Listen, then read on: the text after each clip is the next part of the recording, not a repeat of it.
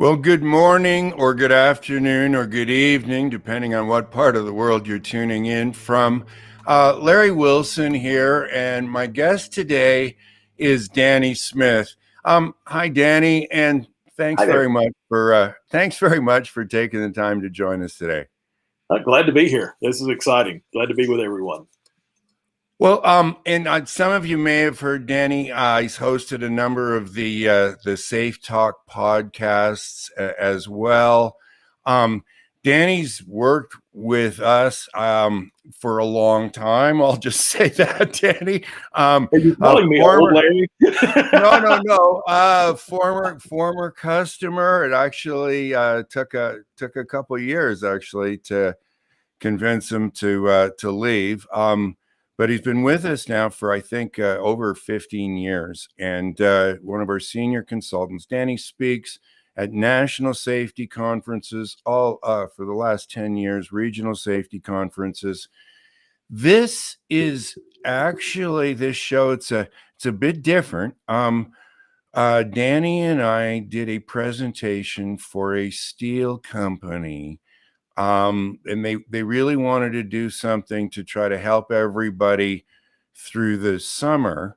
And they wanted Danny and I to put on a session about, sort of summer safety for everybody. They were very concerned about all of their team members and their families off the job. And they'd lost some team members and some team member family members in previous summers. And so, Danny and I decided to put this presentation on for people. And anyhow, just got a bit of static there, everybody. Sorry. So, Danny, if you will, just let me read the blurb, if you will, just to sort of, I don't know how many of the people in our audience memorize this word for word, but or you for that matter. But what we're going to do is I'm going to try to certainly set the stage, and then Danny's going to give you some of the highlights from our presentation. But let me, if I can, just read the overview here.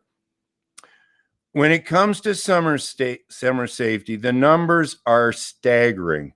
Why are there so many unintentional fatalities?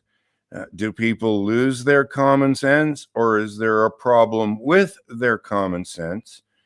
And what if you had the wrong information in the first place, or the proportions in terms of the media and what was presented to you were almost completely backwards? In other words, 90%, 98% of what you hear is based on 1, maybe 2% of the problem at best, so it's hard to imagine how anybody's common sense could help them in that case. But perhaps the biggest problem is that people rely too much on fear of the hazard instead of the inherent risk of the hazard, because the fear tends to fade over time, whereas the risk of going 60 miles an hour or with water over your head remains constant.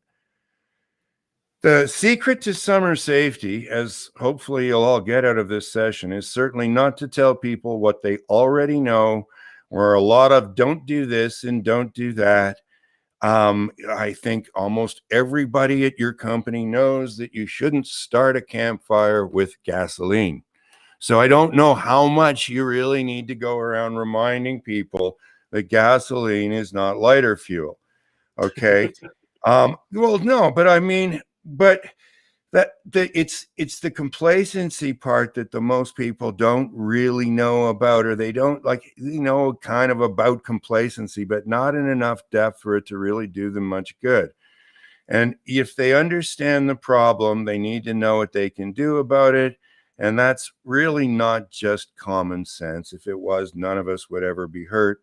And our parents and grandparents would have better things to do than say, try to be more careful on your trip next time.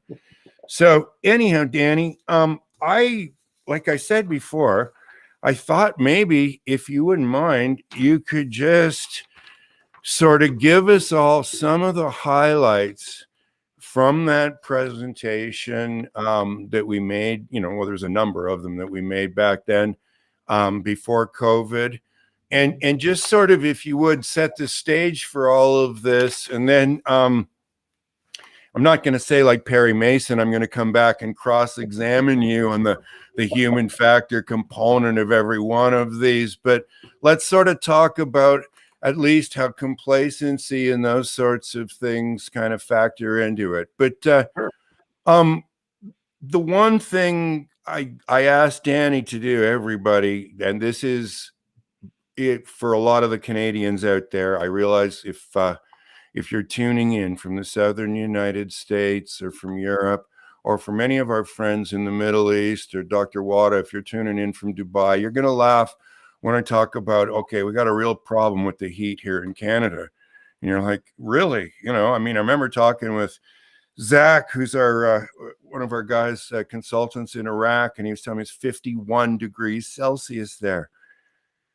But we've had some staggering unfortunate deaths here in British Columbia with heat stress. So I asked Danny if he could just maybe start with that, because unfortunately it's just so timely where I live right here. Sure. And, as we were talking in preparation for this, it was really amazing. You know, as we chatted the other day, Larry, you said it was over 100 deaths in just a couple of weeks there in British Columbia alone. Well, British Columbia is, I think, 3, maybe 4 million people. There's a lot of trees in this province, a lot of mountains, but not necessarily a whole lot of people, right?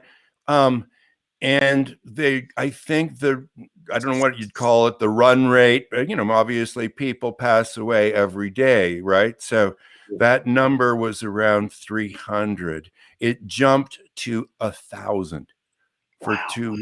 2 weeks. So like there was like hundreds and hundreds of people that were passing away due to heat stress and heat stroke. And I mean, I learned about the difference between heat stress and heat stroke, selling safety videotapes to, you know, steel mills and places where, you know, they had to deal with a lot of extreme temperatures and they needed to train everybody about it, and, you know, why eating salt tablets wasn't a good idea, and all of that kind of stuff. But otherwise, I wouldn't necessarily have known the warning signs. So can you take us through some of that, Danny, in terms Sure. of And I think that's a key thing for us to think about is, knowing the difference between, heat stress or heat illness versus, or heat exhaustion is a term that we also hear from the medical community as well, versus heat stroke. And the numbers you're talking about, I know for here in the U.S., it's about 700 per year. So that the fact that your province exceeded that in just a couple of weeks is just staggering, and the death rates tend to be, and I'm not sure how it was there, but I know for here in the U.S., a lot of the deaths due to heat stroke come back to the elderly. The death rates are much higher for age 65 and up. And, it's a problem in industry as well, so it's very important for us to watch for those signs for heat illness, heat stress, the heat stroke as well. And for me, I go back to kind of first aid 101 back when I was, doing first aid training on a regular basis. For heat stress, you start to see people as they're starting to get dehydrated a bit, but they're still sweating, and that was the key thing for me to watch for was, are they still sweating, number one? And usually if they're getting into heat stress or heat exhaustion, there's still that heavy perspiration. But their skin tends to be, cold and clammy. It's still kind of wet. And the big thing there is get them the first aid, get them to hydrate. You don't want them just chugging the water or the sports energy drink or whatever, but, take those slow sips with that and obviously cool them off, as quickly as you can. But when you're getting into the heat stroke, it's a totally different animal, if you will. The skin is no longer just cool and clammy and pale, if you will. Now they're no longer sweating. Number one, the skin is dry, and they're starting to get a bit red faced, if you will. The skin is hot to the touch, Mhm. and you literally get literally what's happening is convective heating. I mean, they're cooking from the inside out. And so you've got to get them cooled down. This is a medical emergency, and we got to get them cooled down quickly. And you may see things like nausea and vomiting happening then as well. They may even slip in and out of consciousness with this. And it's very much like what we think of as a stroke. It is a heat stroke. That's the reason that term is used there. Then some of the symptoms are kind of similar. So it's a medical emergency. We got to get them taken care of immediately, you know. But one of the things that we talk a lot about in Safe Start about, looking at others and observing others, and just, we learn from, we use that to learn from the state to error pattern that we see in other people. But there's a bit of, looking at others to watch out for them and to kind of be our, as the old saying is, our brother's keeper, right? And so certainly we can do that with heat stress as well. And we need to do that not just with our coworkers, but also with friends and family members as well, right? Well, like I said, I mean, I've known this for a long time. I don't want to say how long necessarily, but when you're selling safety videotapes, there's people who don't even, listening, who might not even know what a videotape was, right? So like that was many moons ago. But I certainly would have, like, my initial take was that it was a bit counterintuitive. In other words, you look at somebody, they're not even sweating. If you didn't know the difference between heat stress and heat stroke, you might go, well, he's not even sweating. It can't be that hot. And that's actually just the opposite. Now, you're, like, as you said, it's a medical emergency and people need to be taken care of. But if you think sort of around the general theme of this show, Danny, or what we presented back at the steel company, if you're going to go up to Canadians and say, you know what you need to worry about in the summer, and they go, what? The heat. And they're looking at you when it's the dead of February and it's -40 and you don't even want to go outside for more than a couple minutes, and you're not that worried about the heat. You're going, I think I could handle a little of that right now. I might even fly to Cancun or something nifty to get away from the cold. So that yes, and here, Larry, I'm in the deep South here in the U.S. and okay, well, watch out for the heat. Well, yeah, it's summer. I live in Alabama. We have heat and humidity. It's summer, and our summer runs here from I don't know, probably March through September. It's what it feels like. I mean, and like you and I said, Danny, there's expressions in the South like, he's talking like a fool who's been out in the sun, like, in other words, this is what'll happen to you in the South. If you stay out in the sun and the heat, you'll get lightheaded. And, it's like, in other words, it's sort of like the cold in the winter in Canada. You know how to deal with it. And so it doesn't actually cause, not that many people freeze to death, if you know what I mean. Exactly. So it's again a bit of that when you're afraid, as I said earlier, you're typically pretty good about it, right? In other words, you're not likely going to go jump off of a 10-meter cliff or a 30-meter cliff if you're not a good swimmer. Right. But if you do a bunch of them and you decide that maybe now it's time to do a backflip, and you end up, doing 1.5 or just, the belly flop from that far. It can be, it can knock you out.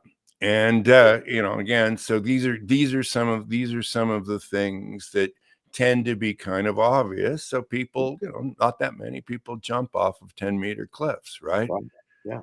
Well, and part of that, I think, is the for some people, it's the fear of that, right? And that actually is kind of how we talked about some of the things that we presented at the steel company. I think we actually titled that one the 100 Days of Summer, because we kicked it off right at the beginning of summer. So obviously we're a little bit further into the summer season in the northern hemisphere, and it's a little bit different. But thinking about that fear.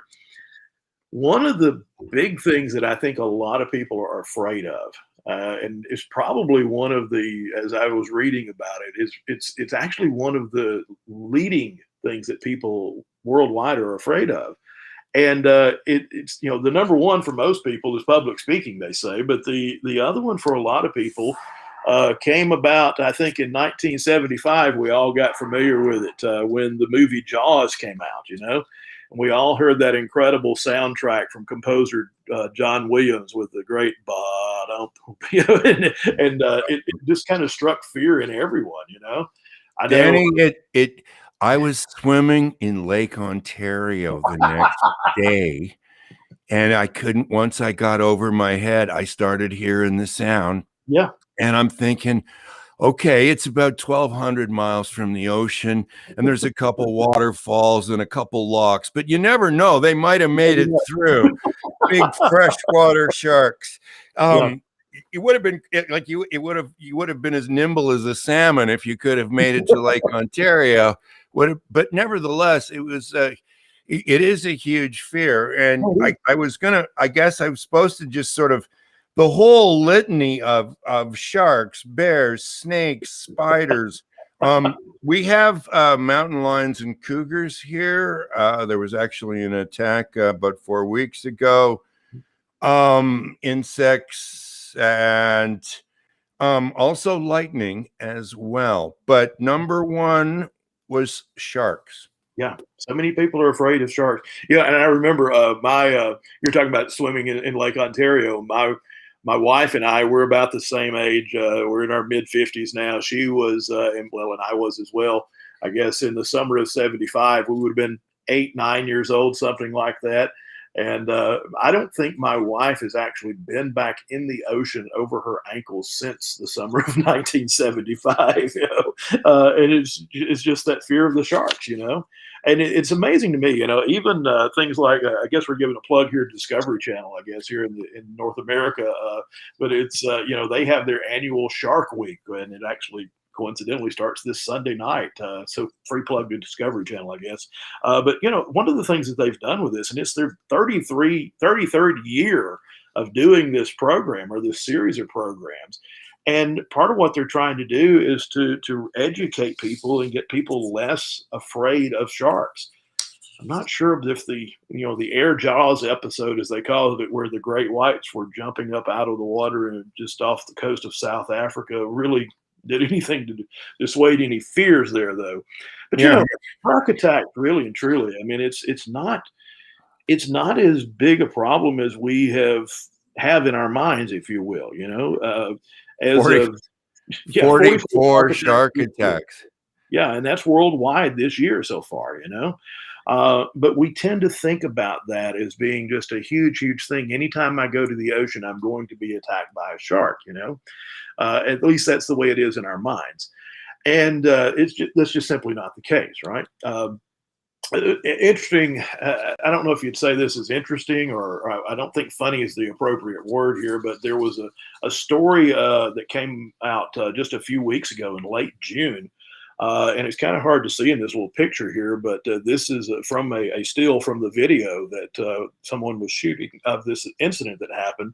Someone was on one of these parasailing rigs where you had two people that are basically being pulled behind a boat behind with the parachute up above them, and they'll go along and they'll slowly dip them down into the water. Well, they were doing this on the Red Sea near Jordan in late June. And you can't really see it on the picture there, but if you watch the video, you can literally see a shark come up out of the water and bites this gentleman on the heel. As you can see from the screen there, pretty nasty injuries to his foot. Yeah. And it's funny because my wife, I joke about her not going into the ocean over her ankles. We've often talked about, hey, you want to go parasailing when we go to the beach? And she's all like, no, there's no way I'm going to do that, because I just know as soon as they bring me down to dip me in the water, something's going to come up out of the water and bite me. And I've always insisted, that's just an irrational fear. I think she won that argument. So it's certainly a rare thing, but it did happen. But in a typical year, I mean, there's only about 6 shark attack deaths each year in the world. There have been 5 this year so far in the world, 4 of which were provoked. Now, Larry, I'm not exactly sure how you provoke a shark. I was going to ask you, Danny. I mean, like poking the bear kind of thing. Yeah, exactly. I don't know exactly why you would do that. We'll talk more about bears in a minute, right? But yeah, I don't know how you provoke a shark, or frankly, why you would want to provoke a shark. But there have been some fatalities here in the U.S. About 23 or so attacks, but no fatalities. But yet, in our minds, it is just a huge, huge risk, if you will. Anytime we go near the ocean. Um, Maybe you like going to the beach, but perhaps you don't like to get in the water. Maybe you just like to walk, the proverbial long walk on the beach, or maybe you just like sitting on the balcony and watching it. But even that could be something that could cause a problem as well, right? If you have the afternoon shower or whatever, or the thunderstorm with the lightning, and you mentioned lightning a few minutes ago, Larry, and lightning is a huge, huge issue. And I've got some statistics here. Some of them were worldwide, some of them North America, some of them just in the U.S. So just don't mean to narrowcast, as we used to say when I was in radio, but we want to broadcast here. But some of the stats are specific to the U.S. I'm sure they're probably coincide pretty closely with other places around the world. But here in the U.S., about 20 or so lightning deaths per year. That's been the average over the past few years. Ironically, this year, there were not any lightning deaths in the first part of the year. In fact, the Washington Post newspaper ran a headline on June the 8th, about 3:30 in the afternoon Eastern time, that the headline said, "The United States is yet to see a lightning fatality this year, a record to date." It was the longest we had gone into the year without having a lightning-related death here in the U.S. And literally 24 hours and 17 minutes later, in West Hampton, New Jersey, a gentleman was killed by lightning on the golf course. It's not a cause and effect thing for sure, but just the irony of it was unbelievable. Well, I know, but there was that old saw about I think it was Lee Trevino, but I'm not sure, and he got struck by lightning, and everybody said, "Oh my God, you're so that's so unlucky." And then he got struck by lightning a second time. People were like, that's like winning the lottery twice in reverse. But the third time he got struck by lightning, everybody said, "Lee, you got to quit golfing in the thunderstorms." Yes, exactly. So I mean, I don't know. Like, I mean, the golfing. Usually, you've got to ignore the course warning. I'm not saying that was the case here, but normally, most golf courses are pretty good about trying to get you off the course when there's lightning. Sure. And maybe your thing isn't, golfing or the beach, if you will. Maybe you prefer, instead of the long walks on the beach, maybe it's the long walks in the woods that you prefer. As we say around our house, we're much more mountain people, or woodsy people, if you will, than we are beach people. If you see our complexion and how pasty we are, you would understand that, I think. I combine a lot of the walks in the woods with the golfing, Danny. You've golfed with me, so you've seen my golf game as well. I spend a lot of time in the woods, whether I like it or not. Anyhow, but British Columbia for sure, like where I live, is like the hiking and mountain biking is huge through the trails. Sure. Yeah, if you're ever walking along one of those trails, though, Larry, and you see something like this coming around the corner, that's probably not going to be a good day, right? And this, by the way, is another huge fear that's kind of summer related, I guess you could say, that a lot of people have, and that's things like bears. And worldwide, there's about 40 or so bear attacks each year, about a dozen or so in North America. About the same, I think, over in Russia and some of the areas around there, around in Asia. Right. For most, for North America at least, most of the attacks tend to be in in Alaska, or upper parts of the western U.S. states like Montana, Idaho, Wyoming, those states, and parts of Canada. Yeah, there was one in northern BC. Not a death though, just like typically that, the human versus the bear, until help comes, the bears got the upper hand every time. But and I've heard some incredible stories from people, encountering bears, you know, in terms of safe start classes and things like that. One guy told me he was following a logging truck. It was dusty, and finally he just stopped because there was just too much dust. He couldn't see it. When the dust cleared, there was a mother grizzly bear about 40 feet in Wow. front of him. And he turned and he said, and I've never pedaled so hard in my life. And Wow. then he said it was just like like I said, I got hit by a fork truck or something. Just it knocked me right off the bike into the ditch. The next thing I know, the bear is picking me up, and he actually lifted up his shirt and showed us the scars. But the Wow. bear had him and was shaking him like this, and then he heard a sound like like in the distance, and then the bear dropped right there. And the farmer had seen the whole thing, what happened, and shot the bear. Wow. Wow. Oh, I know, and we're all like, you know, and he's like, so, you know, I know about bears. I'd gotten complacent about this. I didn't have any bear spray on me. I didn't have anything. I was just on a logging road. I wasn't going to go off the logging road and into the bush.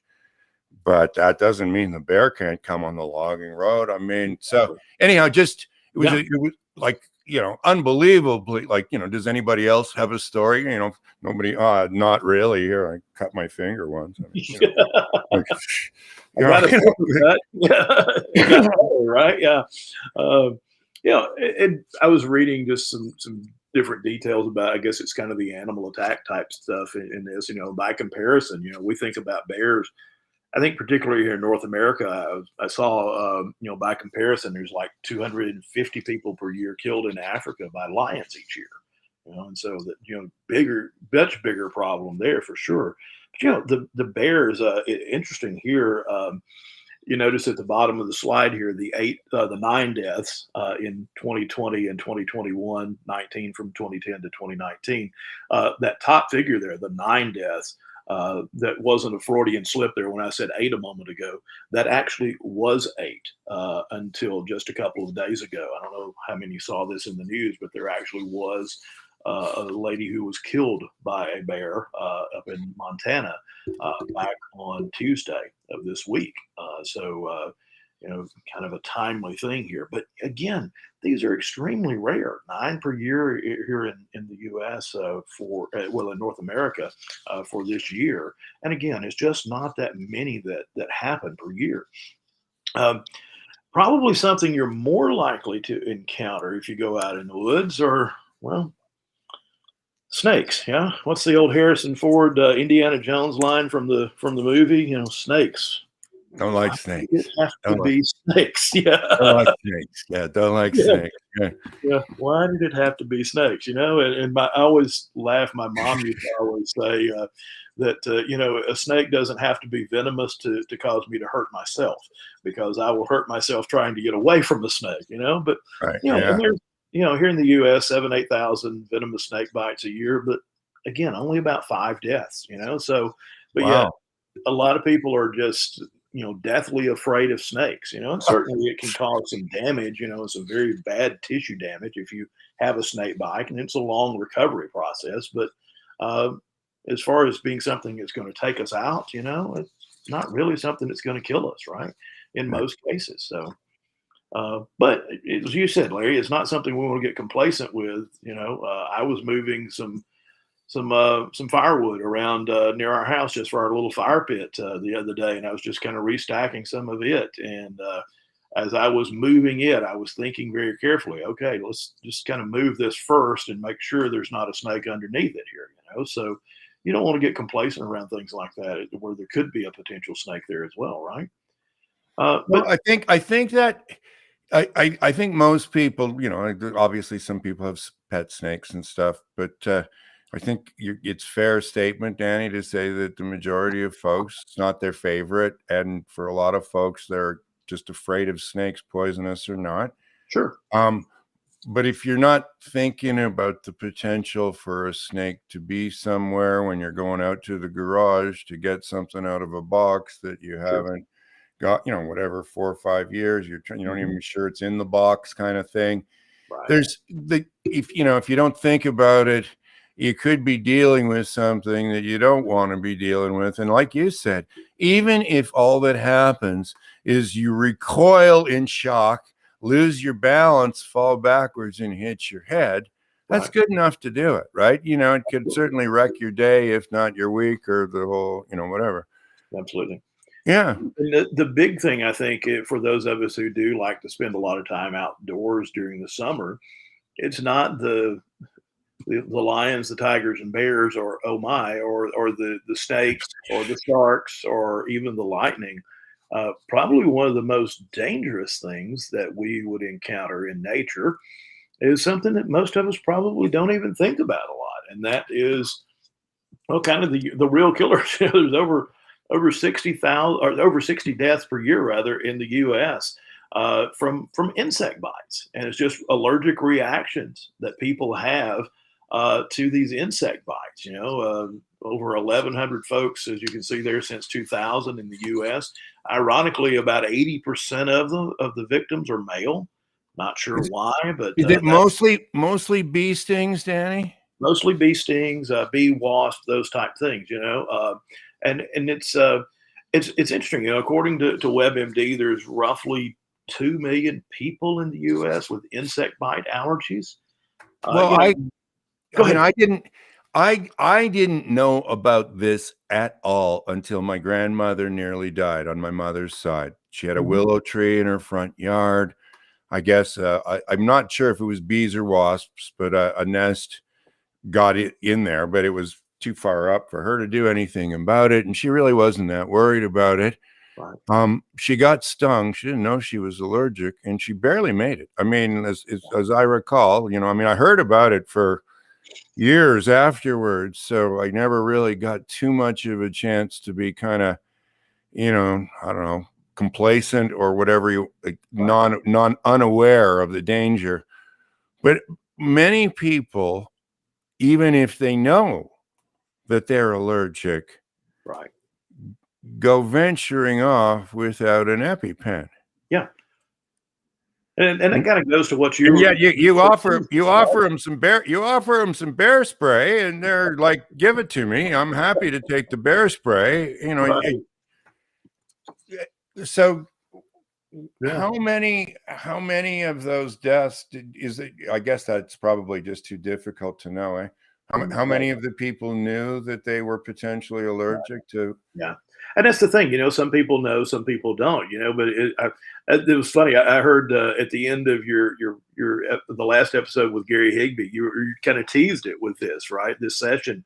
If you were going out into the woods and you had the choice between you could take the bear spray or you could take the EpiPen, which one would you take? And well, statistically, maybe the EpiPen is the right choice there, but I'm betting a lot of people would go with the bear spray, right? So, Well, I I mean, you wouldn't you definitely would really, you'd really hope that in this case the odds were in your favor. I sure. can't imagine you'd really want to feel like on guard with the EpiPen at the grizzly, or even with a black bear. Quite frankly, that black bears are much more common in this area here, and all of a sudden, far too often, unfortunately, tourists and people feed bears, and that just usually ends up with the bears being euthanized. Yes. Um, all in all, the bears are much better off staying away. But Yeah. there is like the thing that I guess you could also say, hey, what people are afraid of, they typically avoid. You could Yes. easily say that's part of the reason that some of those numbers are so low, is Yeah. because there are a lot of people like your wife, Mhm. Angie, that don't swim in the ocean. And if you Right. don't swim in the ocean, you can't get eaten by a shark. And you're Right. also not very likely to drown. Yeah. But, once again, one of the problems you've got to worry about in the summer is the water. Yes. Well, Absolutely. we're hoping to go to the water. We're going to drive to the beach. We're renting a cottage. We're going to the ocean. I mean, we have a boat. I mean, we want the water in the summer. It's a Yeah. bit frozen up here in the winter. So, and yet, if you want to think about something that is far too easy for people to get complacent about, this is it. And it's also one of the things that, when I was telling you, Danny, I mean, there are numerous commercials up here on television that the government puts on about drinking and boating. They're showing people getting handcuffed and pulled over and how they're going to lose their driver's license, and it's going to affect their insurance just as if this was on, a motor vehicle, and so on. So maybe you could take us just Sure. through a bit of those numbers before I don't go ahead and start giving the punchline away again. Oh, that's quite right. No, and you're right. I mean, it's in the U.S. here again. Just strictly the U.S. numbers. About 10 people per day drown. It's about 3,500 per year, as you see on the screen here. Number one cause of death for children ages 1 to 4. Worldwide, it's the third leading cause of unintentional deaths, which I was not aware of until I was doing a little bit of research about this. 7% of all the worldwide injury-related deaths. That's a pretty high number, And as you said, Larry, we often think about uh, the drownings in terms of boats, and boating safety, and but really and truly, it's a much bigger problem than just boating related stuff. And for me personally, some of you may know just from other presentations you've heard me present. Back probably about 3 years ago, I was having a conversation with one of my daughters, who's one of my adult daughters, and she casually mentioned she's in her early 30s now, so she's a long way away from retirement, as I am for that matter. But she casually made the comment one day that I think that when Travis, her husband, and her retire, she said I really think it would be nice to be wherever we retire that we could look out for water. And suddenly I realized I raised a pretty smart child, actually raised several pretty smart children, but her in particular, I thought, you know what, that's actually a great observation and a great idea. So my wife and I decided we were going to start looking for what would ultimately be our retirement home when we do get to retirement, although that's still a number of years off. And we found a place that we could remodel here at the lake, and we're enjoying being here all the time. We're full time here now, but there's some dangers associated with being at the lake, And I experienced that personally back a couple of years ago. It was 2 summers ago. This is our little dock that we have here. Nothing extravagant by any means. You'll notice with this little dock and our little small pontoon boat that we have here, just to tootle around on the lake with. You notice there's kind of 3 sections to that dock. There's a fixed piece, and then the transitionary bridge that goes out to the floating dock. And without getting too deep into this, they use our lake for flood control, and so the lake levels vary up and down 5, 6, 8 feet at times.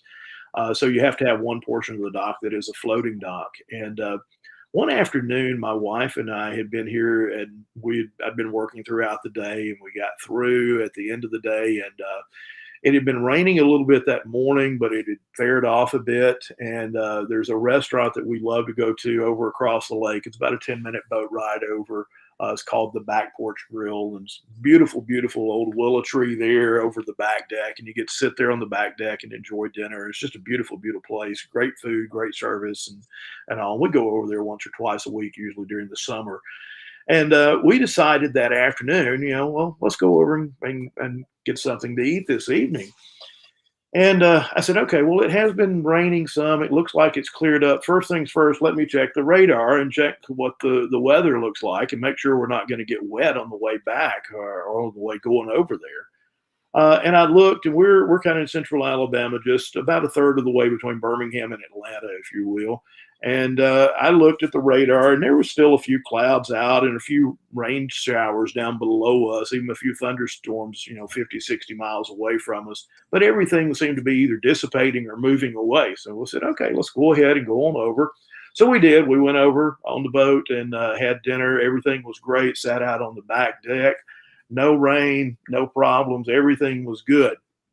And after we had dinner, we got back on the boat and we started going back home. And as soon as we came out of the little cove there at the restaurant, again, we had about a 10-minute ride back home.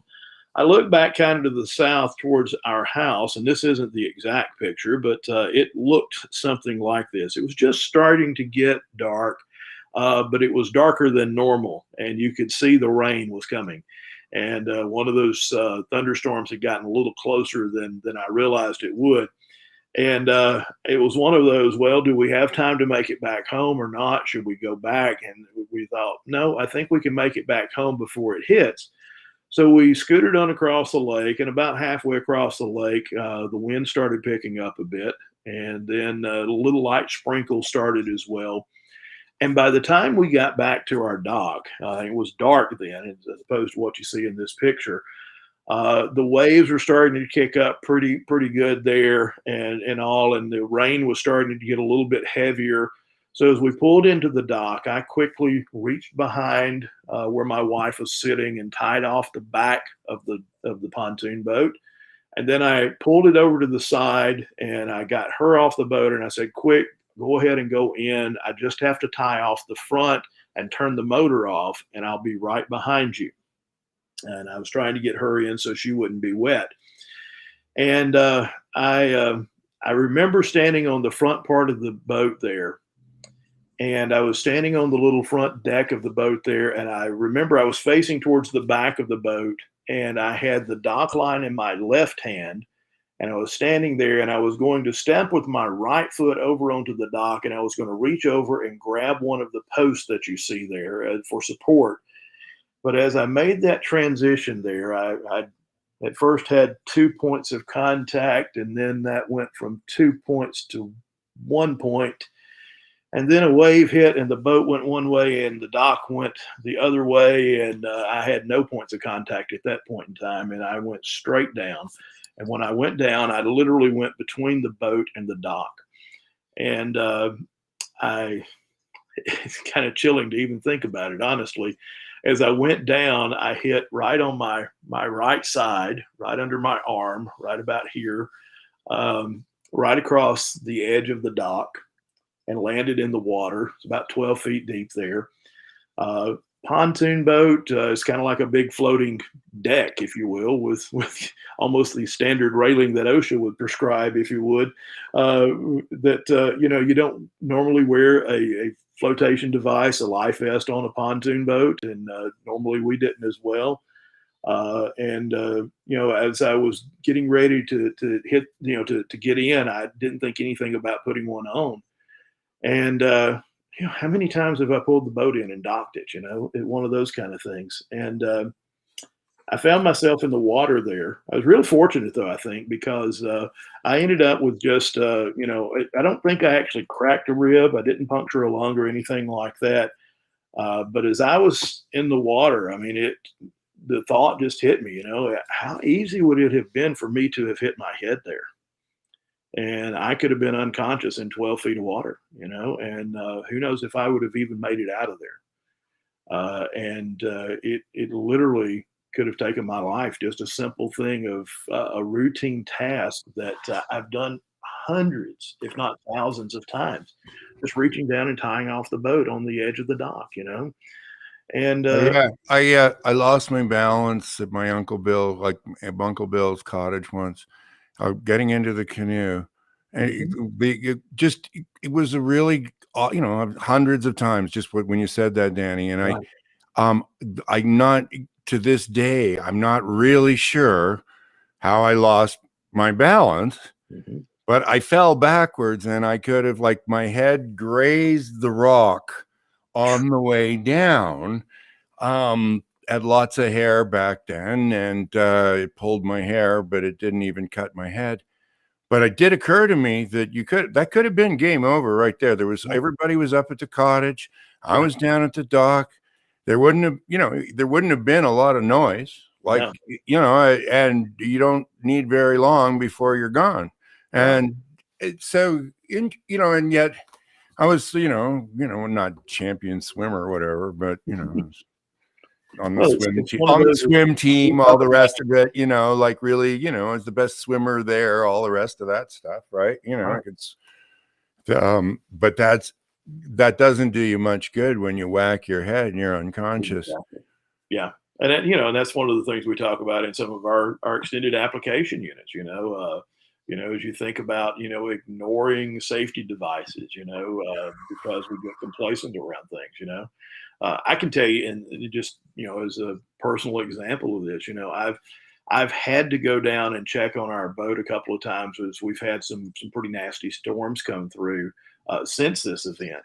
We've had some remnants of some hurricanes that have came through here, and even though we're 4.5 hours inland from the Gulf Coast here in the U.S., we've had some pretty high winds and heavy rains and stuff come through with some of the remnants of the hurricanes over the past couple of years. And since this event, I can tell you that anytime I've had to go down and check on the dock, on the boat at the dock, since then in rough weather, it's a no-brainer. Before I even go out of the house, I have a life jacket here inside the house that I get out of the closet and I put on before I even go down there. Oh, Danny, Yeah. this one of my favorite stories is that people see me skiing and they say, "How come you don't have any pole straps on your ski poles?" And I say, "Because I fell once and the pole strap ripped the bicep tendon right off the bone." Ooh. And everybody goes, "Oh, wow, I can see why you take your pole straps off." I said, "Well, can you imagine if I didn't and it happened again and I had to tell people it happened twice? They'd be looking at me like you are a bit of a, Well, you can take the straps off, Larry. you're a bit of a candidate for a Darwin Award, it sounds Right. like." Right. But not one of the people that I ever told that story to ever took their pole straps off. Not one. Right. Yeah. So, there's there's a certain amount of, unless it happens to me, I'm not going to do anything. But we all know we can't rely on potentially fatal close calls to prevent like the next fatality. You were lucky. I was lucky. I mean, Right. but that Right. doesn't mean the next person is going to be lucky, right? Yeah. The thing about like, for instance, the drinking and the boating is that the boat, like even when there's a boat anywhere in sight, is only 10%, like 300. And of that, it's pretty difficult to imagine that any more than 50% of them would involve any amount of alcohol whatsoever, let alone an intoxicating amount. So, you're talking about something like 150, 160 drownings out of 3,500, 4,000 in, Canada and the United States. Yeah. And yet it's 99. Like I was saying to you before the show, there's not one commercial about don't get complacent with your kids in hour 3 at the beach. Exactly. Because you'll likely be riveted to them for the first half an hour where they're playing in the water and stuff like that. But that's not when most people end up losing their kids and don't rely on the lifeguard because there's far too many people, and all that. Like that's what, but there's none of the messaging still seems to be that the people that are killed because of drinking and boating matter more. Yeah. And I don't think that, like, I mean, as a taxpayer, I guess I've got to, I can whinge like everybody else, but I don't think it's a good use of the taxpayers' money, right? I mean, a fatal, especially, if you're talking about kids 1 to 4 years old, Danny, Yeah. I mean, that's an awful lot of life that they didn't get to live, right? So, arguably, that might be more important than, somebody who's 60 years old taken out by a drunk boater. But I don't think it's worth, I don't really think that's a worthwhile discussion in terms of, whose life's worth more than another.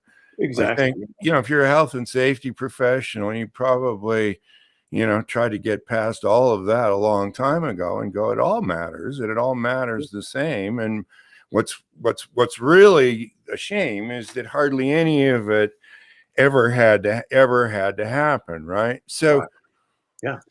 when you even look at the lions and tigers and the snakes and the bears and everything, Danny, what, like, and I'm not saying you're the summer safety expert of the Western Hemisphere here or anything, but your take on how much, how much do you think complacency would have been a factor there versus Wow. how many of the people attacked by bears do you think were afraid of bears versus how many of those people that have been attacked by bears have been living in that area? They've been comfortable with, not comfortable with bears. I don't mean that, but it's not like the bears are a new thing. You know what I mean? Like, Right. I just curious what your take in how many of those would likely have complacency as a dominant factor? Well, it would have to be, I would think, probably a large majority. So I would think the same with the drowning deaths. How many people in the drowning deaths have just gotten too complacent around the water. And extrapolating that out a bit, Larry. Probably. And one of the things that we talked with the folks there at the steel facility that we originally did this presentation with was, it's not just all of these hazards that we think about and all these things that we're fearful of that we get complacent around. There was an unfortunate event that happened here on our lake just this past Friday. It actually happened about a mile and a half south of where we live here. There's a dam across the river there, and we're about a mile and a half north of the dam. And there was a gentleman who was driving across the road there that goes across the dam. And as he was making one of the curves, I think right before the dam, we don't know exactly what happened yet. It's still under investigation, kind of thing. He apparently missed one of the curves or something and went off into the water and was killed. He went into about 25, 30 feet of water, from what I understand. And again, they don't know all the details of this one yet because literally it just happened. We may never know, to be honest. But I guess the sad reality of this is, sometimes when it comes to summer safety, Larry, and summer vacation, if you're going to the lake or you're going to the beach, sometimes the lake or the beach is not the most dangerous part. It's actually just getting there, or perhaps getting home. We had Yeah. another situation that happened here in Alabama a few weeks back where there was a really tragic accident down in South Alabama where 10 people were killed. I think 8 or 9 of them were in a van that was Yeah. on the way I back we, home from the yeah, beach. yeah. I remember hearing about that. Yeah. And so you think about that. I mean, things like this, it still comes back statistically. The most dangerous thing that any of us does is get behind the wheel of a vehicle, right? And And in the that doesn't case change of over the summer. yeah, and in the case of this summer safety thing, um, yeah, like, again, this isn't a scientific study, everybody, but when you ask for stories, safe start stories, if you tell a story about when you fell asleep at the wheel, everybody in the room that has fallen asleep at the wheel or almost fallen asleep at the wheel remembers what has happened to them. Sure. So I've thankfully only got so many near-death stories, but the falling asleep at the wheel one for me was kind Yeah. of landmark in terms of a turning point and thinking it wasn't all about the rules and the procedures and the personal protective equipment standards. But you hear other people telling safe start stories, and the number of stories that I've heard and that Danny have heard from people driving home or driving to where they were going with their family. They had their whole family in the car. It was a long drive. Typically, the wife or the partner says, "Don't worry, I'll call, I'll talk with you and I'll make sure you stay awake." And in 5 to 10 minutes, your co-pilot is asleep. And there's a great reticence to wake up the co-pilot Yeah. and just fight through. And I've had a guy told me once he had his whole family, had 6 kids, And what woke him up was that he took up, because he had a camper in the back, he had the big side mirror, and what he took out the side mirror on the concrete side of the bridge. Wow. And, he said that woke me up. He said, the irony is we'd gone away for a 2-week, the camping thing was with our church group. And he said, everybody told me afterwards, when this thing was over, they said, your faith really seems to be rejuvenated. That camping trip really, really seemed to, bring it out in you. And of course, he didn't want to tell everybody, well, the number of times I've thanked the Lord since, since hitting that, that hitting the bridge, obviously his whole family was there with him. Right. And of course, we've heard so many stories about that. Kevin would tell the story about that family getting home from the family reunion and things. Sure. So they, like, of all the things that people could probably do on a practical basis would be, do not plan more than an 8-hour drive. Because what if something goes wrong and it turns into like 12 hours or whatever, and now you're fighting fatigue, and maybe you got a co-pilot that's keeping you awake, but I wouldn't want to bet on it. Absolutely. Because that's not normal, and that you're going to wake up to co-pilot, I'm not betting a lot on that either. Okay, so you could start off, I don't want to sound like safety director 101 guy, but you could start off with a better plan. Yeah. Well, and you think, Larry, I'm just thinking ahead to next week. Even you're talking about the plan. I've got some work I'm going to be doing with a plant that's over in Mississippi next week. I live in Central Alabama. I think I mentioned that before, but it's about a 4-hour drive, and it's a trainer certification for Safe Start that I'm doing with them, and so I'll finish up with them probably about 4 o'clock in the afternoon on Thursday afternoon, and then I'll have the drive back home. And I'm not going to lie, I would love to be back home on Thursday night, but it's more important that I'm home on Friday and Saturday and Sunday. And so, as I'm planning the drive back home for Thursday, if it gets to where I'm really fatigued and I'm starting to feel that, and I've already plotted out on my route home 2 or 3 different places that I could stop and spend the night overnight, and okay, it's going to be, $100-$150 for a hotel and a meal, big deal. It's worth more than my life, and so, and nobody, I got lots of money. I got lots of money, Dan. Yes, I've only got one life, though, right? It's all good. It's all good. No, it is though. I mean, but all of that, when you've got the family, you're by yourself, and certainly, the company's going to take care of it. Yeah. Probably the company, quite frankly, that you go to do the work with. Oh, yeah, is actually going to pay your travel, not even me, really. It's all good, but that's not easy for a family. You got 6 kids. You can't just always stop at a motel or whatever if you feel too tired. So you're going to be much more likely to want to push through.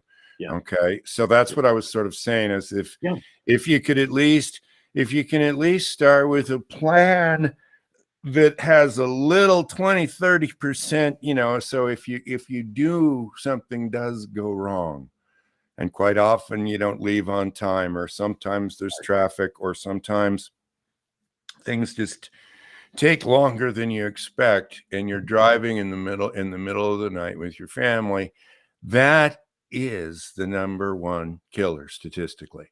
Mm-hmm. And so, chances are, if somebody showed you a picture of a grizzly bear, you're going to get that stomach tightening, the almost instant shot of adrenaline, or as Danny said before, a snake maybe. This is just the opposite. It's like you've almost got a picture that there's a great white shark in the swimming pool. You've got little kids there. Yeah. And you've got to look at that. You've got to look at that automobile and the setting sun like it's a grizzly bear that could kill you and your whole family. And it's not very natural. Yeah. But if you look at the numbers, that's definitely what you ought to be afraid of right there. Absolutely. Yeah. Yeah, I know we're getting close on time, Larry. We did have an interesting question that was posed in the chat just a moment ago. Are there statistics that complacency in the summertime is generally higher than at other times of the year? And do you think that the sun creates a higher risk appetite? I think that's a really interesting question. I'm not Thomas, perfectly aware Thomas, of the stat. Thomas, he's from Germany. He asked some of the most interesting questions. So I didn't, but I don't know where you could get that. I mean, even even with the companies that are doing sort of rate your state now on a fairly regular basis, I'm not sure whether or not you could ever factor out the sun in the summer. But Yeah. Thomas, my gut feel is yes, it does.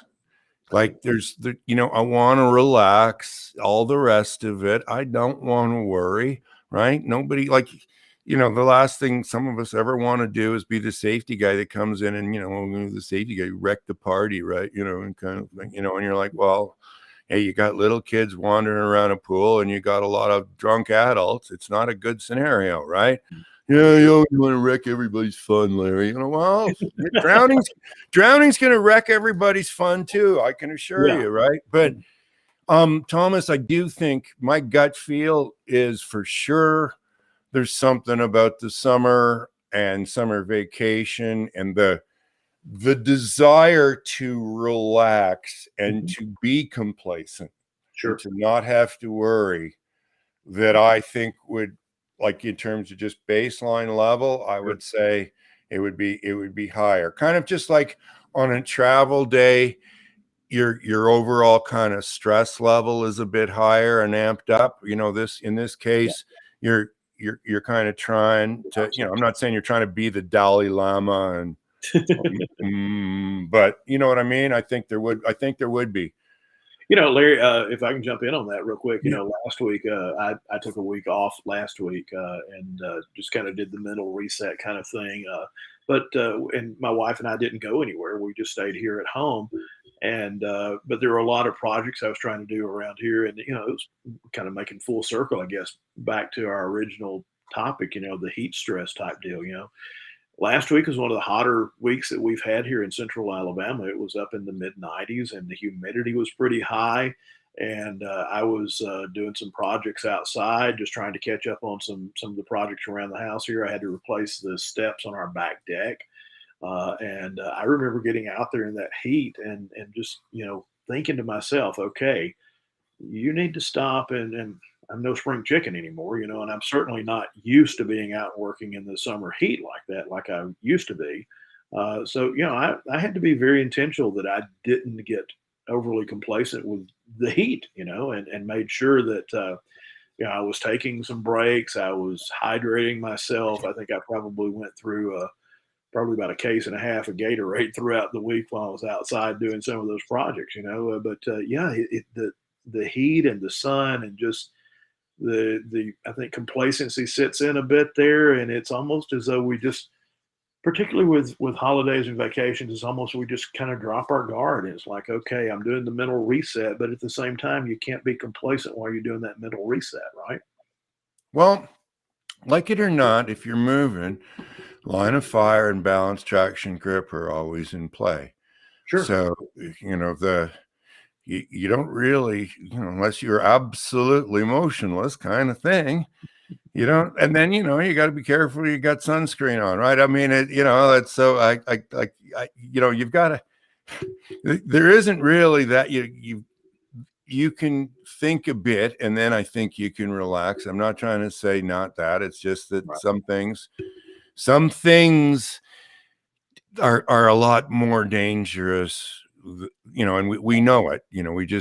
We've all almost fallen asleep at the wheel before. Some of us don't ever mess with it anymore, like you. Some people are still, willing to push it.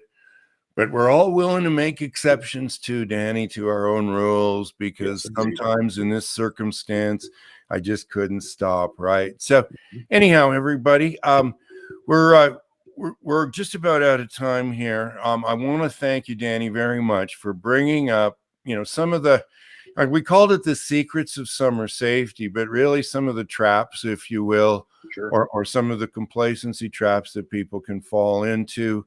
If you're afraid of bears, my guess is you're not going to have any trouble with bears this summer.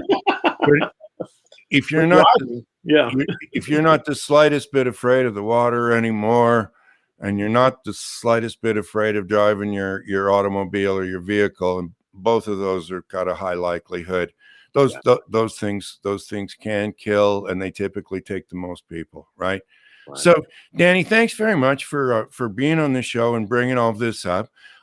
2 weeks from now, Kara Moore is going to be on the show. She's the CEO of Pro Nappers Limited, and the napping thing is much more than just preventing the errors, the unintentional damage, and the unintentional injuries. I mean, we all know fatigue is a huge causal factor.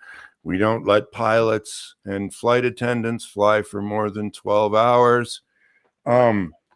Whether you've got to get there or not, hey, Danny, huh? Yeah, but nevertheless, we all know it. Although they'll let the surgeons work for 48 hours straight, and things like that.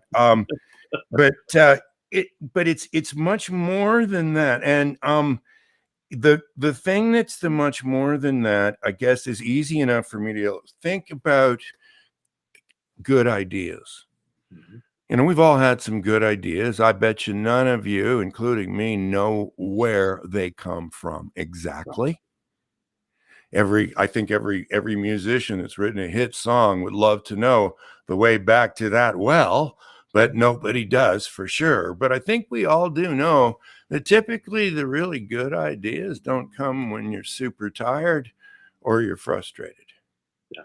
So when you think I'm super skeptical about all this stuff because I've seen efforts with North American workers in terms of stretching programs and things like that really difficult for companies to get off the ground. But this woman is really quite convincing in terms of the power of napping, and some of the stuff just makes perfect sense. In other words, there are some people who need to nap. Maybe you're not one of them, but there are people who do.